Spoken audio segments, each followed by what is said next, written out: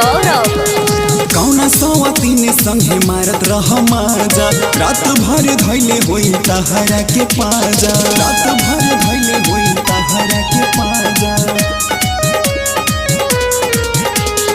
कौना सवतीन संगे मारत रह माजा, रात भर धैले होई तहरा के पाजा। साच साच बोला रतिया कहाँ कटल बा, साच साच बोला रतिया कहाँ कटल बा।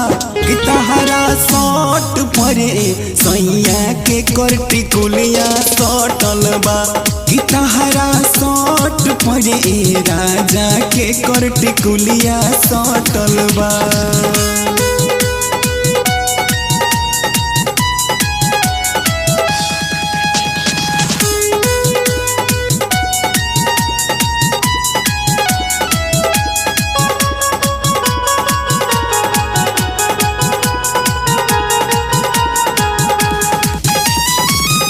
कैसे कौन बलिया फसल गाले उठल लिया, लागता कि खात बारा दोसारा के छलिया, दोसारा के छलिया।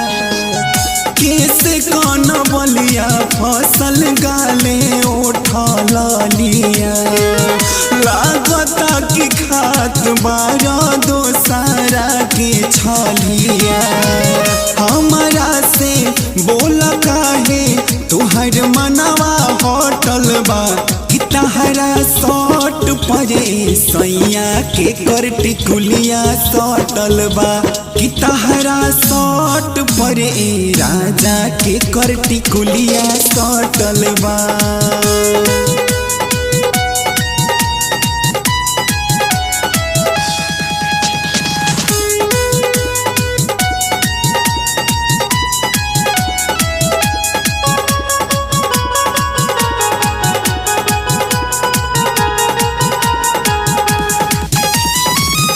मिलता न राकेश कब से जिया के सुख हो, देखी रहनिया तोहर होला बड़ी दुख हो, होला बड़ी दुख हो। मिलता न राकेश कब से जिया के सुख हो, देखी रहनिया तोहर होला बड़ी दुख हो।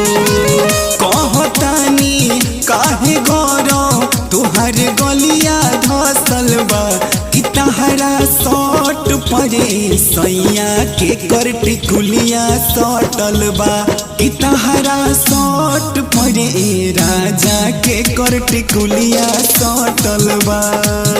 आदित्य रिकॉर्डिंग स्टूडियो सढवारा बाजार।